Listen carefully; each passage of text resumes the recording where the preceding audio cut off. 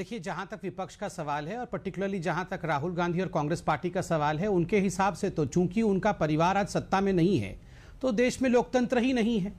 कहीं ना कहीं उनके लिए तो परिवार ही लोकतंत्र था, परिवार से बाहर हो गया तो लोकतंत्र नहीं है। 2014 से ही वो आलाप कर रहे हैं कि लोकतंत्र समाप्त हो गया है, तो वो विषय छोड़िए। देखिए, बिल्कुल लोकतंत्र है नहीं है, आपका ये अधिकार है, आप हमसे सवाल पूछे, विपक्ष का भी अधिकार है वो हमसे सवाल पूछे। मगर ये फ्रीडम हाउस और वी डेम, मैं इसके बारे में बताना चाहूंगा और आप लोग इसको बिल्कुल तथ्यात्मक रूप से जांच भी कर ले और देख भी ले। जो फ्रीडम हाउस अमेरिका की जो एनजीओ है, जब इन्होंने एक नोट जारी किया था और कहा था कि हमारे देश में लोकतंत्र कम हो गया है, हम पार्टली फ्री कंट्री रह गए हैं, उन्होंने हिंदुस्तान का एक नक्शा, हिंदुस्तान का मैप जारी किया था। उस मैप में उन्होंने जम्मू कश्मीर को काट दिया था। उन्होंने कहा था कि Jammu Kashmir is not part of India, और उस रिपोर्ट के मुताबिक आर्टिकल 370 को एब्रोगेट करना यह भारत में कहीं ना कहीं अलोकतांत्रिक तरीकों को दिखाता है।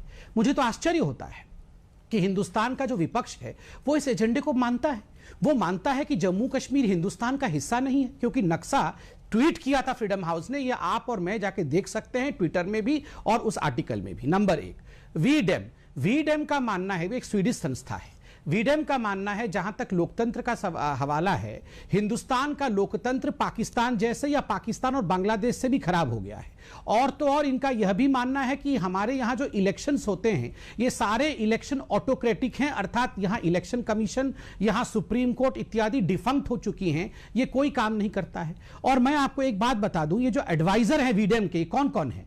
एताज एहसान, जो कि सुप्रीम कोर्ट ऑफ पाकिस्तान में पहले जज थे, बाद में कानून मंत्री बने और विधि मंत्री बने पाकिस्तान के, अब्दुल्ला एम अल सईदी, और चाइना के कॉन्टेम्प्ररी पत्रकार युंग हान चू।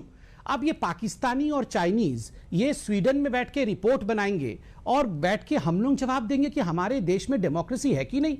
मैं बहुत स्पष्ट रूप से बोलना चाहता हूं और विपक्ष से नहीं बोल रहा हूं, क्या औकात है ये चाइना की, क्या औकात है इस पाकिस्तान की, ये हमारे देश के लोकतंत्र के बारे में सवाल पूछे। और मुझे आज दुख लग रहा है कि इनके रिपोर्ट को आधार बना करके हमारे देश के एक विपक्ष के लीडर ने ट्वीट कर दिया कि India is not a democratic country.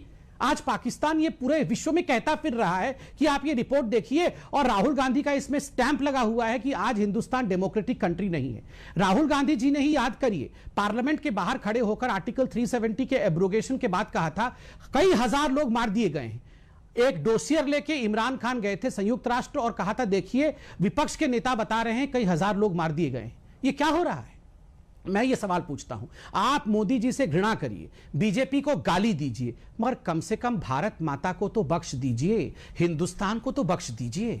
नमस्कार, मैं हूं अंजना ओम कश्यप। हमें उम्मीद है ये वीडियो आपको पसंद आया होगा। लेटेस्ट खबरों के लिए यूं ही देखते रहिए आज तक, और इस वीडियो के पसंद आने पर लाइक, शेयर एंड सब्सक्राइब करना ना भूलें।